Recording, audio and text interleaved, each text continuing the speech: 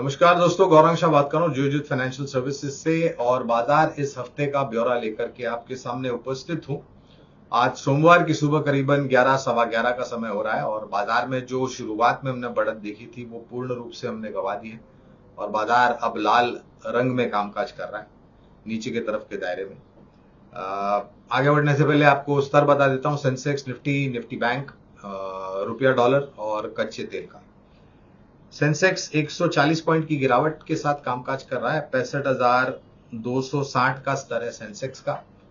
Nifty करीबन 50 point की गिरावट, 19,490 का स्तर है निफ्टी का। निफ्टी बैंक 30 पॉइंट की गिरावट, 43,690 का स्तर है निफ्टी बैंक का। और रुपए में कमजोरी मामूली, स्तर है 83.14 रुपया प्रति डॉलर का। और नाइमेक्स और ब्रेंट या फिर ब्रेंट और नाइमेक्स कच्चा तेल यानी कि हालांकि थोड़ी गिरावट है पिछले हफ्ते से, लेकिन स्तर फिर भी ऊपर है। 91.11 डॉलर प्रति बैरल का दाम है ब्रेंट का और 88.90 डॉलर प्रति बैरल का दाम है नाइमेक्स का। ये ऊंचा ऊपर का स्तर इसलिए है दोस्तों क्योंकि जो संकट खाड़ी में खड़ा हुआ है और जिस प्रकार से खबरें आ रही हैं उसको लेकर के। तो पहले तो कच्चे तेल के ऊपर बात कर लेते हैं। जिस प्रकार से खबरें आएगी दोस्तों उस प्रकार से कच्चे तेल के भाव में आपको उछाल आते हुए दिखेगा।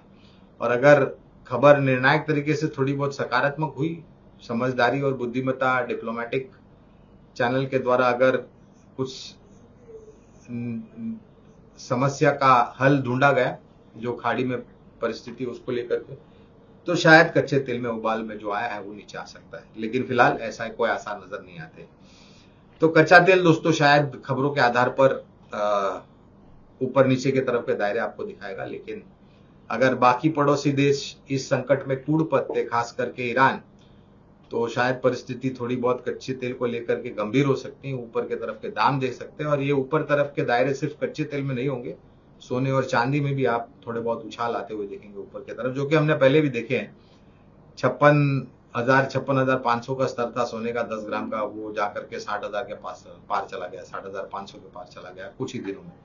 इसी तरीके की व्यवस्था मेरे ख्याल से आपको होती हुई दिखाई देगी कच्चे तेल में, सोने में और चांदी में। जिस प्रकार से खबर आएगी उस प्रकार से भाव ऊपर नीचे करेगा। दूसरी तरफ बाजार पे लौट करके आते हैं तो दोस्तों आपको याद होगा अगस्त के महीने में एक दायरे में हमने वक्त गुजारा था और हमने इसकी चर्चा हमारे अगस्त के महीने में जो बाजार के ऊपर ब्यौरा हमने दिया था आपको, तभी ये कहा भी था हमने। और वो स्तर निचला था करीबन 19,200, 19,300 का नीचे की तरफ, 19,500, 19,600 ऊपर की तरफ। और फिर जब वो ऊपर की तरफ के निकला तो 20,200 के स्तर देखे, जो कि एक नया सर्वोच्चम स्तर है निफ्टी का और सेंसेक्स का भी हमने उसी लिहाज से देखा। इस परिस्थिति जो हम देख रहे हैं, जो कांड हुआ है हमास के तरफ से इजराइल के ऊपर, उसके पहले 4 अक्टूबर को यानी कि इस महीने में हमने एक निचला स्तर छुआ 19,350, 19,360 का। और ये आतंकी हमला हमास के तरफ से इजराइल पर हुआ 7 अक्टूबर को, जो कि शनिवार था।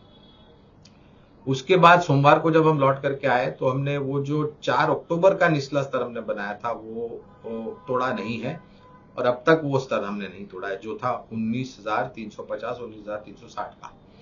और ये एक स्तर बताने लायक था। दूसरा, अगर और दबाव बिकवाली का आता भी है तो फिर कहां जाकर के नजर टिकेगी निश्चित स्तर पे, तो वो स्तर होंगे 19,300 और 19,200।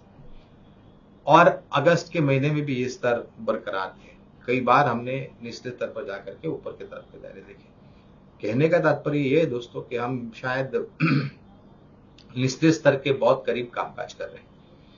और माहौल अगर सुधरता है खाड़ी में, दूसरे तिमाही के नतीजे जो हम देख रहे हैं हमारे देश में, हमारे शेयर बाजार में, और अब तक जो नतीजे देखे वो सकारात्मक आए, आने वाले जो नतीजे होंगे अगर वो और सकारात्मक आते हैं तो मेरे ख्याल से एक अनुमान ये लगा सकते हैं कि तीसरी चौथी तिमाही के नतीजे इस वित्तीय वर्ष के तो अच्छे होंगे, लेकिन अगला वित्तीय वर्ष भी शायद अच्छा हो सकता है। एक अनुमान लगा करके चल सकते हैं। लेकिन दुविधा यह है कि खाड़ी में जो संकट चल रहा है उस पर किसी प्रकार का अनुमान कोई भी नहीं लगा सकता है। हर घंटे जब खबर आती है तब जाकर के पता चलता है कि क्या हुआ और फिर उसका समीकरण करके क्या असर अर्थव्यवस्था में और शेयर बाजार में पड़ता है वो हमें देखने मिलता है। तो कुल मिलाकर के ऐसी परिस्थिति में हमें लग रहा है कि 19,200 19,300 निफ्टी स्पॉट पर नीचे के तरफ नहीं टूटेगा और शायद जो मंदी करने वाले हैं वो भी कोशिश कर रहे हैं, लेकिन उनको भी दिखाई दे रहा है कि ज्यादा दबाव से अगर मंदी करेंगे तो कहीं वो फंस ना जाए, क्योंकि वो निचला स्तर जो 4 अक्टूबर था वो अभी तक हमने तोड़ा नहीं है और अगस्त का जो निचला स्तर था वो भी नहीं तोड़ा है। तो शायद थोड़ी बहुत खरीदारी आ सकती है यहाँ पर निचले स्तर पर, जो बाजार में थोड़ी बहुत स्थिरता ला सकती है। दूसरा पहलू ये भी है, ये हफ्ता छोटा है दोस्तों। कल यानी कि मंगलवार को दशहरा विजयदशमी की छुट्टी होगी और इस हफ्ते इस महीने की एफएनओ की एक्सपायरी भी है गुरुवार को। तो इन दोनों चीज को ध्यान में रखते हुए शायद बुधवार और गुरुवार तक जब हम एफएनओ एक्सपायरी तक पहुंचेंगे तब तक शायद उठापटक और वोलेटिलिटी थोड़ी बहुत हावी हो सकती है और शायद रोलोवर्स मंदी के होते हैं या फिर तेजी के होते हैं, आंकड़े क्या कहते हैं रोलोवर्स के, वो भी हम शायद थोड़ी बहुत समीक्षा करेंगे गुरुवार को जब ये पूर्ण रूप से समाप्त हो जाएगा और फिर हम शायद नवंबर महीने की एक्सपायरी में ध्यान ज्यादा देंगे। लेकिन कुल मिलाकर के एक बात हम बिल्कुल कहना चाहेंगे कि 19,350, 19,300, 19,200, 19,350 इसलिए महत्वपूर्ण है क्योंकि वो 4 अक्टूबर का लो था। 19,200, 19,200, 19,300 इसलिए महत्वपूर्ण है क्योंकि पूरे अक्टूबर महीने का एक निचला स्तर वो था। तो शायद हमें लग रहा है कि यहाँ पर बाजार थोड़ा बहुत रुकना चाहिए। तेजी लौटने में समय लगेगा, ऐसा नहीं कि नहीं लौटेगी, लेकिन थोड़ा समय लगेगा, खास करके जिस प्रकार से परिस्थिति है। दोस्तों हर बार की तरह जब हम आपसे बाजार के ऊपर चर्चा करते हैं हर हफ्ते, तो 2 विकल्प आपके सामने रखते हैं बुनियादी तर्क के आधार पर। आज 2 विकल्प लेकर के जो आए हैं हम, वो है, पहला विकल्प है एशियन पेंट्स, पेंट सेक्टर की एक दिग्गज कंपनी। आप शायद सोचते होंगे कि कच्चे तेल अगर ऊपर जा रहे हैं तो पेंट सेक्टर में निवेश क्यों करना है, लेकिन एक बात हमें ध्यान रखनी चाहिए कि पेंट कंपनियां लॉन्ग टर्म कॉन्ट्रैक्ट करती है, पहली बात। दूसरी बात, जो नकारात्मक परिस्थिति कमूमन होनी थी वो हो चुकी है और लॉन्ग टर्म कॉन्ट्रैक्ट होने के कारण अगर कच्चा तेल छोटी मध्यम अवधि में ऊपर उबलता भी है तो इसका नकारात्मक असर बहुत कम होता है पेंट सेक्टर कंपनियों पर। ऑटोमोटिव, इंडस्ट्रियल, डेकोरेटिव पेंट काफी चर्चा में रहे हैं पिछले कुछ तिमाहियों से और ये बहुत बड़ा योगदान देते हैं क्योंकि ये हाई मार्जिन प्रोडक्ट्स होते हैं, ऑटोमोटिव और डेकोरेटिव पेंट्स और इंडस्ट्रियल पेंट्स। तो इस वजह से हमें लग रहा है कि एक अच्छा विकल्प, और ये शेयर चला भी नहीं है पिछले कुछ समय में। तो एशियन पेंट्स एक पहला विकल्प, और दूसरा सरकारी कंपनी कैपिटल गुड्स इंजीनियरिंग से जुड़ी हुई, जो कि एक बहुत बड़ा अंडर परफॉर्मर हुआ करती थी। मैं बात कर रहा हूं भारत हेवी इलेक्ट्रिकल्स लिमिटेड की, BHEL।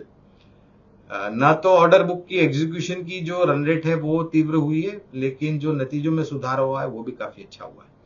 जिस प्रकार से ऑर्डर बुक है और जिस प्रकार से अब परिवर्तन के रूप में ऑर्डर बुक का एग्जीक्यूशन हो रहा है, उसको ध्यान में रखते हुए हमें लग रहा है कि BHEL के मुनाफे काफी सुधर सकते हैं।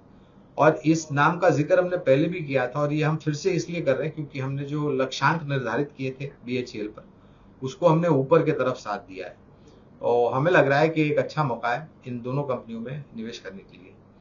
इतना ध्यान रखें आप लोग कि ये बुनियादी तर्क के आधार पर लंबी अवधि के लिए निवेश की राय है। 12 से 18 महीने की समय सीमा अनिवार्य होगा रखना, और ज्यादा लंबा समय दे तो और उचित होगा, लेकिन इतना ध्यान रखें कि ये लंबी अवधि के लिए है।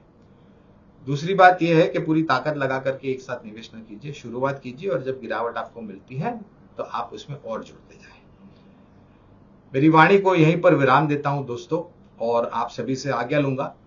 अपनी सेहत का ध्यान रखिए और अगले हफ्ते सोमवार को आप लोगों से फिर से मुलाकात होगी।